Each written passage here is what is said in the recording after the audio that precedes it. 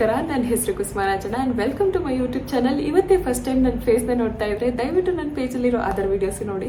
ನಿಮ್ಗೆ ಇಷ್ಟ ಆದರೆ, ಹೆಲ್ಪ್ಫುಲ್ ಅನ್ಸಿದ್ರೆ ಅಥವಾ ಎಂಟರ್ಟೈನಿಂಗ್ ಅನ್ಸಿದ್ರೆ ಪೇಜ್ನ ಸಬ್ಸ್ಕ್ರೈಬ್ ಆಗೋದು ಮರಿಬೇಡಿ. ಸೊ ಇವತ್ತಿನ ವಿಡಿಯೋ ಬಂದು ನಾನು ಯಾವ ಥರ ಈಸಿ ಆ್ಯಂಡ್ ಸಿಂಪಲ್ ಆಗಿ ಹೈ ಪ್ರೋಟೀನ್ ರೆಸಿಪೀಸ್ನ ಮಾಡ್ತೀನಿ ಅಂತ ಹೇಳ್ಬಿಟ್ಟು ತೋರಿಸ್ತೀನಿ. ಎಷ್ಟೊಂದು ಜನ ಕೇಳಿದ್ರಿ ನನಗೆ ಅಷ್ಟೊಂದು ವೆರೈಟೀಸ್ ಮಾಡೋಕ್ಕಾಗಲ್ಲ, ಸಿಂಪಲ್ ಆಗಿದ್ರೆ ಯೂಸ್ಫುಲ್ ಆಗುತ್ತೆ ಅಂತ ಹೇಳ್ಬಿಟ್ಟು ಅದಕ್ಕೆ ಬರೀ 1 ಪಾಟ್ ಮೀಲಲ್ಲಿ ನಾನು ಯಾವ ಥರ ಹೈ ಪ್ರೋಟೀನ್ ರೆಸಿಪಿನ ಕ್ರಿಯೇಟ್ ಮಾಡ್ತೀನಿ ಅಂತ ತೋರಿಸ್ತೀನಿ. ಇವತ್ತು ನಾನು ಒಬ್ಳಿಗೋಸ್ಕರ ಮಾಡ್ಕೊತಾ ಇರೋದು ಮಧ್ಯಾಹ್ನದ ಲಂಚ್ನ.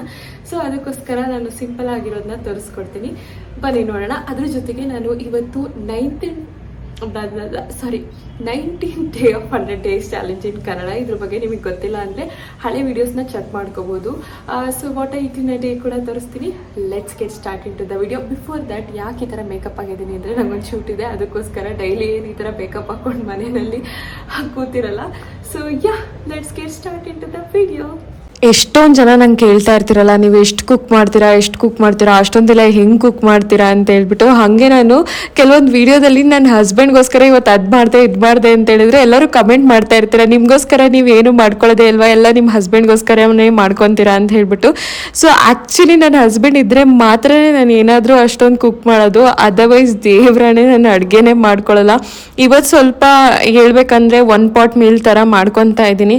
ಹಾಗೆ ನಾನು ವರ್ಕೌಟ್ ಕೂಡ ಮಾಡ್ತಾ ಇರೋದ್ರಿಂದ ಸರಿಯಾಗಿ ತಿನ್ನಬೇಕು, ಇಲ್ಲಾಂದರೆ ಸರಿ ಹೋಗಲ್ಲ ಅಂತ ಹೇಳ್ಬಿಟ್ಟು ಒಂದು ಸ್ವಲ್ಪ ಚೆನ್ನಾಗಿ ಮಾಡ್ಕೊತಾ ಇದ್ದೀನಿ. ಇವತ್ತು 1 ಪಾಟ್ ಮೀಲ್ ಥರ ವೆಜಿಟೇಬಲ್ ಕಿನುವಾ ಒಂದು ರೆಸಿಪಿನ ಮಾಡ್ತಾ ಇದ್ದೀನಿ. I don't know the name, ನಂಗೆ ನೇಮ್ ಎಲ್ಲ ಕೇಳಬೇಡಿ, ನಾನೇ ಓನಾಗಿ ಏನೋ ಒಂದು ಕ್ರಿಯೇಟ್ ಮಾಡಿರ್ತೀನಿ. ಚೆನ್ನಾಗಿ ಬಂದಿದ್ರೆ ಮಾತ್ರ ನಿಮಗೆ ತೋರಿಸ್ತೀನಿ. ಇದಕ್ಕೆ ಏನಂತ ಹೆಸರಿಡೋದು, ಸಾಟೆಡ್ ವೆಜಿಟೇಬಲ್ ಕಿನುವಾ ಏನಾದರೂ ಇಟ್ಕೊಳ್ಳಿ, ನಾನು ಅದನ್ನ ಹೇಳ್ತಾ ಇದ್ದೀನಿ. ಹಾಗೆ ನಾನು 1 ಗಂಟೆಗೆ ಫಾಸ್ಟ್ನ ಬ್ರೇಕ್ ಮಾಡೋದಕ್ಕೆ ಈ ಆಲ್ಮಂಡ್ಸ್ ಅಥವಾ ಬಾದಾಮಿನ ತಿಂದೆ. ಅದಾದ ನಂತರ ನಾನು ನನ್ನ ಏನೋ ಅಡುಗೆ ಕೆಲಸನ ಸ್ಟಾರ್ಟ್ ಮಾಡಿಕೊಂಡೆ. ಫಸ್ಟು ವೆಜಿಟೇಬಲ್ಸ್ ಎಲ್ಲ ಹೆಚ್ಚಿಟ್ಕೊಂಡಿದ್ದೆ. ಇಲ್ಲಿ ನಾನು ಒಂದು ಪಾತ್ರೆನ ಸ್ವಲ್ಪ ಆಯಿಲ್ ಹಾಕ್ಬಿಟ್ಟು ಅದಕ್ಕೆ ಬೆಲ್ ಪೇಪರ್ಸ್ ಹಾಕ್ತಾ ಇದ್ದೀನಿ. Capsicum, red colour, yellow colour ಎಲ್ಲ ಬರುತ್ತಲ್ಲ ಅದನ್ನ ಹಾಕೊತಾ ಇದ್ದೀನಿ. ಅದಾದ ನಂತರ ನಾನು ಇದಕ್ಕೆ ಬ್ರೋಕ್ಲಿ ಮತ್ತು ಕ್ಯಾರೆಟ್ನ ಆ್ಯಡ್ ಮಾಡ್ತಾ ಇದ್ದೀನಿ. ಇದೆಲ್ಲ ಸ್ವಲ್ಪ ಚೆನ್ನಾಗಿ ಫ್ರೈ ಆಗಬೇಕು, ಹಂಗೆ ಹುರ್ಕೋಬೇಕು. ಫ್ರೈ ಆದ ನಂತರ ಇದಕ್ಕೆ ಸ್ವಲ್ಪ ತುಪ್ಪ ಹಾಕ್ತಾ ಇದ್ದೀನಿ, ಫ್ಯಾಟ್ ಒಂದು ಸ್ವಲ್ಪ ಚೆನ್ನಾಗಿರಲಿ ಅಂತ ಹೇಳ್ಬಿಟ್ಟು. ಅದೊಂದೇ ಅಲ್ಲ, ನಮ್ಮಮ್ಮ ರೀಸೆಂಟಾಗಿ ಒಳ್ಳೆ ತುಪ್ಪ ಕೊಟ್ಟು ಕಳ್ಸೈತೆ, ಅದನ್ನ ಸೇರಿಸ್ತಾ ಇದ್ದೀನಿ. ಇದೆಲ್ಲದನ್ನು ಸ್ವಲ್ಪ ಹೈ ಫ್ಲೇಮಲ್ಲಿ ಇಟ್ಕೊಂಡು ನೀಟಾಗಿ ಫ್ರೈ ಆಗಿದ ನಂತರ ನಾನು ಇದಕ್ಕೆ ಸ್ವಲ್ಪ ಉಪ್ಪು ಹಾಕೊತಾ ಇದ್ದೀನಿ. ಅದಾದ ನಂತರ ನಾನು ಕಿನುವನ ಬಾಯ್ಲ್ ಮಾಡಿ ಇಟ್ಕೊಂಡಿದ್ದೆ, ಅದು 1 ಕಪ್ ಹಾಕೊತಾ ಇದ್ದೀನಿ. ಅದ್ರ ಜೊತೆಗೆ ಸ್ವಲ್ಪ ಕಾಬೂಲ್ ಕಡಲೆಕಾಳು ಸೇರಿಸ್ಕೊತಾ ಇದ್ದೀನಿ. ನಂತರ ಇಲ್ಲಿ ಒಂದು ಬೌಲಲ್ಲಿ ನಾನು ಸ್ವಲ್ಪ ನಿಂಬೆಹಣ್ಣು ತೊಗೊತಾ ಇದ್ದೀನಿ, ಒಂದು ಅರ್ಧದಷ್ಟು. ಅದಕ್ಕೆ ನಾನು ಒಂದು ಅರ್ಧ ಸ್ಪೂನಷ್ಟು ಸೋಯಾ ಸಾಸು, ಒಂದು ಸ್ವಲ್ಪ ಖಾರದ ಪುಡಿ ಅಥವಾ ನಾನು ಇಲ್ಲಿ ತಂದೂರ್ ಸ್ಪೈಸ್ ಮಿಕ್ಸ್ ಹಾಕೊತಾ ಇದ್ದೀನಿ, ಸ್ವಲ್ಪ ಆರಿಗೇನೋ ಮತ್ತು ಮಸ್ಟರ್ಡ್ ಸಾಸ್ ಹಾಕೊತಾ ಇದ್ದೀನಿ. ಇದೆಲ್ಲದನ್ನು ಮಿಕ್ಸ್ ಮಾಡ್ತಾ ಇದ್ದೀನಿ.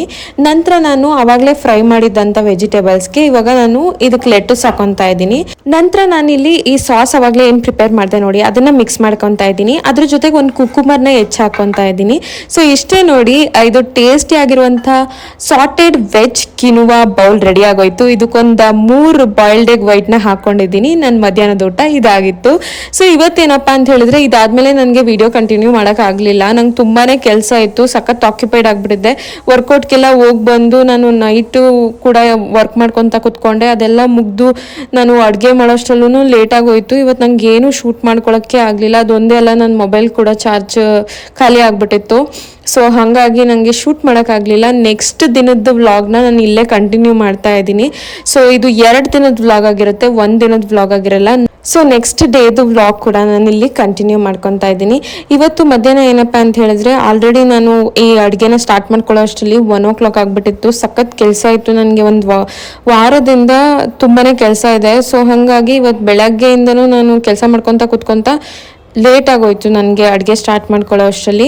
ಸೊ ಅದಕ್ಕೆ ನಾನೇನು ಮಾಡಿದೆ, ಒಂದು ಬ್ರೆಡ್ ಟೋಸ್ಟ್ನ ಮಾಡ್ಕೊಂಡು ತಿಂದೆ. ಹಾಗೆ ಅವಿನಾಶ್ ನನಗೆ ಒಂದು ಎಳ್ನೀರು ಕೂಡ ಕೊಚ್ಕೊಟ್ರು. ನಾವು ನಮ್ಮ ಊರಿಗೆ ಹೋದ್ರೆ ಯೂಶಲಿ ಎಳ್ನೀರು ಜಾಸ್ತಿ ಎತ್ಕೊಂಬಂದಿರ್ತೀವಿ. ಆ ಎಳ್ನೀರನ್ನ ನಾನು ಇವತ್ತು ಅವಿನಾಶ್ ಕೊಚ್ಕೊಟ್ರು ಅಂತ ಕುಡ್ದೆ. ಸೊ ಹಾಗೆ ನೀವು ಇಲ್ಲಿ ನೋಡ್ಬೋದು, ನನ್ನ ಹಸ್ಬೆಂಡ್ ಯೂಶಲಿ ಈ ಥರ ನನಗೆ ಸ್ಲಿಪ್ಪರ್ ಹಾಕ್ಕೊಂಡು ಕೆಲಸ ಮಾಡು ಅಂತ ಹೇಳ್ಬಿಟ್ಟು ಯಾವಾಗಲೂ ತಂದ್ಕೊಡ್ತಾ ಇರ್ತಾರೆ ಸ್ಲಿಪ್ಪರ್. ಬಿಕಾಸ್ ನಮ್ಮ ನೆಲಕ್ಕೆ ನನಗೆ ಕಾಲು ನೋವು ಬಂದ್ಬಿಡುತ್ತೆ, ಒಂಥರ ಶೀತ ಆಗ್ಬಿಡುತ್ತೆ. ಅಂದ್ಬಿಟ್ಟು.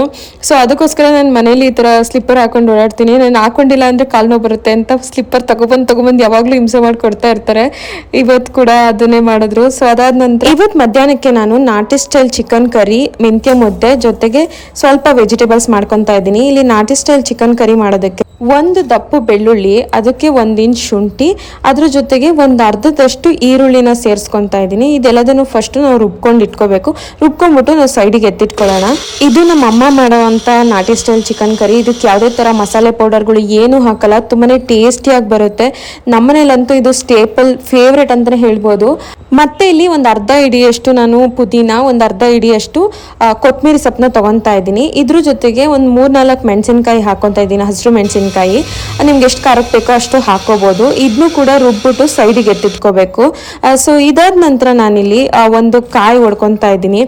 ಸೊ ಯೂಶಲಿ ಎಷ್ಟೊಂದು ಜನ ಕಾಯಿ ಹಿಂಗೆ ಹೊಡಿತೀರಾ ಅಂತಲೂ ಕೇಳ್ತೀರಾ. ನಾನು ಕುಟಾಣಿ ಬರುತ್ತಲ್ಲ, ಆ ಕುಟಾಣಿದು ಮೇಲ್ಗಡೆ ಅದು ಕುಟ್ಟೋದಿರುತ್ತಲ್ಲ, ಅದನ್ನ ತೊಗೊಂಡು ಹೊಡ್ಕೊತೀನಿ. ನನಗೆ ಕುಡ್ಲಲ್ಲಿ ಹೊಡಿಯೋದ್ಕಿಂತ ಇದು ತುಂಬಾ ಈಸಿ ಅನಿಸುತ್ತೆ. ಸೊ ಈ ಥರ ಕಾಯಿ ಹೊಡ್ಕೋಬೋದು. ನೀವೇನಾದರೂ ಕಾಯಿ ಹೊಡ್ಕೊಳ್ಳೋಕೆ ಕಷ್ಟಪಡ್ತಾ ಇದ್ರೆ ನೀವು ಇದನ್ನ ಈ ಟ್ರಿಕ್ನ ಯೂಸ್ ಮಾಡ್ಕೋಬೋದು. ಸೊ ಇದು ನಮ್ಮ ಮನೇಲಿ ಮಾಡುವಂಥ ಒಂದು ರೆಸಿಪಿ. ಸಕ್ಕ ಟೇಸ್ಟಿಯಾಗಿರುತ್ತೆ. ಎಂಥ ಮಸಾಲೆ ಪೌಡರ್ಸ್ ಹಾಕಲ್ಲ, ಏನು ಹಾಕಲ್ಲ ಗೊತ್ತಾ. ಸಿಂಪಲ್ ಆ್ಯಂಡ್ ಕ್ವಿಕ್ ಆಗಿ ತುಂಬ ಟೇಸ್ಟಿಯಾಗಿ ಮಾಡ್ಕೋಬೋದು. ಅದಾದ ನಂತರ ಇನ್ನೊಂದು ಮಿಕ್ಸಿ ಜಾರಲ್ಲಿ ಮತ್ತೆ ಒಂದು ಅರ್ಧ ಕಪ್ಪಷ್ಟು ಕಾಯಿ, 2 ಏಲಕ್ಕಿ, 1 ಇಂಚಷ್ಟು ಚಕ್ಕೆ ಹಾಕೊಂಡು ಇದನ್ನು ಕೂಡ ನೀಟಾಗಿ ರುಬ್ಬಿಟ್ಟು ಸೈಡಲ್ಲಿ ಎತ್ತಿಟ್ಕೋಬೇಕು. ಸೊ ಮತ್ತೆ ಇದಾದ ನಂತರ ನಾವಿವಾಗ ಚಿಕನ್ ಕರಿ ಮಾಡೋದಕ್ಕೆ ಪ್ರಿಪೇರ್ ಮಾಡ್ಕೊಳ್ಳೋದಕ್ಕೆ ನಾವು ಇಟ್ಕೊಳ್ಳೋಣ. ಸೊ ಒಂದು ಪಾತ್ರೆನಲ್ಲಿ ಸ್ವಲ್ಪ ಆಯಿಲ್ ಹಾಕೊಬೇಕು. ನೀವು ಆಯಿಲ್ ಎಷ್ಟು ಕಡಿಮೆ ಹಾಕಿದ್ರೆ ಅಷ್ಟು ಒಳ್ಳೆಯದು. ಅದಾದ ನಂತರ ನಾವು ಅವಾಗಲೇ ಶುಂಠಿ, ಬೆಳ್ಳುಳ್ಳಿ ಮತ್ತು ಈರುಳ್ಳಿ ಹಾಕಿ ರುಬ್ಬಿದ್ವಲ್ಲ, ಆ ಒಂದು ಪೇಸ್ಟ್ ಹಾಕಿ ಹುರ್ಕೊಂಡ ನಂತರ ಸ್ವಲ್ಪ ಈರುಳ್ಳಿ ಹಾಕೊಂಡು ಹುರ್ಕೋಬೇಕು. ಅದಾದ ನಂತರ ನಾವು ಇದಕ್ಕೆ ಚಿಕನ್ ಸೇರಿಸ್ಕೋಬೇಕು. ನಾನಿಲ್ಲಿ 1 kg ಅಷ್ಟು ಚಿಕನ್ ತೊಗೊಂಡಿದ್ದೀನಿ. ನೀವು ಕೂಡ ನೋಡಿಕೊಂಡು ನಿಮ್ಗೆ ಎಷ್ಟು ಬೇಕು ತೊಗೋಬೋದು. ಇಲ್ಲಿ ಮತ್ತೆ ನಾನಿಲ್ಲಿ ಸ್ವಲ್ಪ ಉಪ್ಪು ಹಾಕ್ತಾ ಇದ್ದೀನಿ. ಅದಾದ ನಂತರ ಅರಿಶಿನ ಹಾಕ್ಬಿಟ್ಟು ಇದನ್ನ ಒಂದು ಪ್ಲೇಟ್ ಮುಚ್ಚಿಬಿಟ್ಟು ನೀಟಾಗಿ ಬೇಯಕ್ಕೆ ಬಿಡಬೇಕು. ಇದು ಏನಪ್ಪ ಅಂತ ಹೇಳಿ, ಈ ಚಿಕನಲ್ಲಿ ನೀರೆಲ್ಲ ಬಿಟ್ಕೊಳ್ಳೋವರೆಗೂ ಆ ಪ್ಲೇಟ್ನ ಮುಚ್ಚಿರಬೇಕು. ಬಿಟ್ಕೊಂಡ ನಂತರ ಇದನ್ನ ಓಪನ್ ಇಟ್ಟು ಬೇಯಿಸಿ ಎಣ್ಣೆ ಬರಬೇಕು. ಚಿಕನಲ್ಲಿ ಎಣ್ಣೆ ತೇಲೋವರೆಗೂ ಚೆನ್ನಾಗಿ ಬೇಯಿಸ್ಕೋಬೇಕು. ಆವಾಗ ಚಿಕನಲ್ಲಿ ಹಸಿ ವಾಸನೆ ಹೋಗುತ್ತೆ. ಸೊ ನೋಡ್ಬೋದು ನೀವು ಇವಾಗ ಚಿಕನಲ್ಲಿ ಹಸಿ ವಾಸನೆ ಎಲ್ಲ ಹೋಗಿರುತ್ತೆ. ಇವಾಗ ನಾನು ಇದಕ್ಕೆ 1 ಸ್ಪೂನ್ ಧನಿಯಾ ಪೌಡರ್, ಅದಕ್ಕೆ 1 ಸ್ಪೂನ್ ಅಷ್ಟು ಸಾಂಬಾರ್ ಪೌಡರ್ ಹಾಕೊತಾ ಇದ್ದೀನಿ. ನಮ್ಮನೆ ಸಾಂಬಾರ್ ಪೌಡರ್ ಇದಕ್ಕೆ ಸೆಟ್ ಆಗುತ್ತೆ, ನೀವು ಬೇಕಾದರೆ ನೋಡ್ಕೊಂಡು ಹಾಕೋಬೋದು. ಅದ್ರ ಜೊತೆಗೆ ಆವಾಗಲೇ ರುಬ್ಬಿಟ್ಕೊಂಡಿದ್ದಂಥ ಕೊತ್ತಂಬರಿ ಮತ್ತು ಪುದೀನ ಪೇಸ್ಟ್ ಮತ್ತೆ ಕಾಯಿ ಪೇಸ್ಟ್ ಎಲ್ಲ ಸೇರಿಸ್ಬಿಟ್ಟು ಸ್ವಲ್ಪ ನೀರು ಹಾಕ್ಬಿಟ್ಟು ಮುಚ್ಚಿಟ್ರೆ ಆಗೋಯ್ತು. 2 ವಿಷಲ್ ಕೂಗಿಸ್ಕೋಬೋದು. ನಿಮ್ಗೆ ಎಷ್ಟು ಮೆತ್ತಗೆ ಬೇಕೋ ಅಷ್ಟು ಮೆತ್ತಗೆ ಬೇಯಿಸ್ಕೊಳ್ಳಿ. 2 ವಿಷಲ್ ಕೂಗಿಸ್ಕೊಂಡ್ರೆ ಸಕ್ಕ ಟೇಸ್ಟಿ ಆಗಿರುವಂತಹ ಚಿಕನ್ ಕರಿ ರೆಡಿಯಾಗಿ ಹೋಗ್ಬಿಡುತ್ತೆ. ತುಂಬಾನೇ ಟೇಸ್ಟಿಯಾಗಿರುತ್ತೆ. ಡೆಫಿನೆಟ್ ಆಗಿ ಟ್ರೈ ಮಾಡಿ. ಅದ್ರ ಜೊತೆಗೆ ನಾನು ಮೆಂತ್ಯ ಮುದ್ದೆ, ನಿಮ್ಮ ಮನೇಲಿ ಮಾಡ್ತಾರ ಹೇಳಿ ಮೆಂತ್ಯ ಮುದ್ದೆ, ವೆಜಿಟೇಬಲ್ಸು, ಕುಕುಂಬರ್ ಮತ್ತೆ ಚಿಕನ್ ಕರಿ ತಗೊಂಡಿದ್ದೆ. ಸೊ ಇವತ್ತಿನ ಮಧ್ಯಾಹ್ನದ ಊಟ ಇದಾಗಿತ್ತು. ಅದಾದ ನಂತರ ನಾನು ಈವ್ನಿಂಗಿಗೆ ಆಪಲ್ ಮತ್ತೆ ಪೀನಟ್ ಬಟರ್ದು ಒಂದು ಸ್ನ್ಯಾಕ್ ಥರ ತಿಂತೀನಿ. ಇದೊಂಥರ ನನಗೆ ಅಡಿಕ್ಷನ್ ಆಗಿಬಿಟ್ಟೈತೆ. ಇದು ಇವಾಗ ಪ್ರೀ ವರ್ಕೌಟ್ ಮೀಲ್ ಥರ ಮಾಡ್ಕೊಬಿಟ್ಟಿದ್ದೀನಿ. ಸೊ ಅದಾದ ನಂತರ ಜಿಮ್ಗೆ ಹೋಗಿದ್ವಿ. ಸೊ ಜಿಮ್ಗೆ ಹೋಗ್ಬಿಟ್ಟು ನಾನು 1000 ಸ್ಕಿಪ್ಪಿಂಗ್ನು ಕೂಡ ಕಂಪ್ಲೀಟ್ ಮಾಡಿದೆ. ಎಷ್ಟೊಂದು ಜನ ಕೇಳ್ತಾ ಇರ್ತೀರಾ, ನೀವು 1000 ಸ್ಕಿಪ್ಪಿಂಗ್ ಹೆಂಗೆ ಕಂಪ್ಲೀಟ್ ಮಾಡ್ತಾ ಇದ್ದೀರಾ, ನಮ್ಮ ಕೈಲಿ ಮಾಡೋಕ್ಕಾಗ್ತಾ ಇಲ್ಲ ಅಂತ. ಯೂಶಲಿ ಸ್ಟಾರ್ಟಿಂಗ್ ಮಾಡೋದಕ್ಕೆ ತುಂಬಾ ಕಷ್ಟ ಆಗುತ್ತೆ, ಆಯಿತಾ. ನಿಮಗೆ ಅಭ್ಯಾಸ ಇದ್ದರೆ ಮಾತ್ರನೇ ಮಾಡ್ಬೋದು. ಅದಕ್ಕೆ ನಿಮ್ಮ ಕೈಲಿ ಎಷ್ಟಾಗುತ್ತೋ ಅಷ್ಟು ಮಾಡ್ಕೊಳ್ಳಿ. ನಾನು 100 ಸ್ಕಿಪ್ ಮಾಡಿ ಒಂದು ಸ್ವಲ್ಪ ಗ್ಯಾಪ್ ತೊಗೊತೀನಿ, 100 ಸ್ಕಿಪ್ ಮಾಡಿ ಸ್ವಲ್ಪ ಗ್ಯಾಪ್ ತೊಗೊತೀನಿ. ಆ ಥರ ಮಾಡ್ಕೊಂಡು ಒಂದು 15 ನಿಮಿಷ ಮಾಡ್ತೀನಿ ನಾನು 1000 ಸ್ಕಿಪ್ ಮಾಡೋದಕ್ಕೆ. ಸೊ ಅದಾದಮೇಲೆ ನಾನು ಎಲ್ಲ ಥರ ವರ್ಕೌಟ್ನು ಕೂಡ ಮಾಡ್ತಾ ಇದ್ದೀನಿ. ನಾನು ಯೂಶಲಿ ಜಾಸ್ತಿ ಸ್ಟ್ರೆಂತ್ ಟ್ರೈನಿಂಗ್ ಮಾಡ್ತಾ ಇರ್ತೀನಿ. ಸೊ ನನಗೆ ನನ್ನ ಸ್ಟ್ರೆಂತ್ ತುಂಬಾ ಇಂಪ್ರೂವ್ ಆಗಿದೆ ಮೊದಲಿಗಿಂತ. ಇವಾಗ ನಾನು ಈ ಬಾರೆಲ್ಲ ನನ್ನ ಕೈಲಿ ಎತ್ತಕ್ಕೆ ಆಗ್ತಾ ಇರಲಿಲ್ಲ. ಇವಾಗ ನಾನು ಈಸಿಯಾಗಿ ವರ್ಕೌಟ್ ಮಾಡ್ತಾ ಇದ್ದೀನಿ. ಅಂದರೆ ಫಾರ್ಮ್ ಕರೆಕ್ಟಾಗಿದೆ ಅಂತ ಹೇಳ್ತಾ ಇಲ್ಲ, ಬಟ್ ಫಸ್ಟ್ ಹೋಲಿಸ್ಕೊಂಡ್ರೆ ಇವಾಗ ನನ್ನ ಸ್ಟ್ರೆಂತ್ ಎಷ್ಟೋ ಮೇಲಾಗಿದೆ ಹೇಳಬೇಕಂದ್ರೆ. ಐ ಹೋಪ್ ಇದನ್ನ ನೋಡಿ ನೀವು ಕೂಡ ಇನ್ಸ್ಪೈರ್ ಆಗಿ ನೀವು ಕೂಡ ಒಂದು ಹೆಲ್ದಿ ಲೈಫ್ ಸ್ಟೈಲ್ನ ಸ್ಟಾರ್ಟ್ ಮಾಡ್ತೀರಾ ಅಂತ ಅಂದ್ಕೊಂಡಿದ್ದೀನಿ.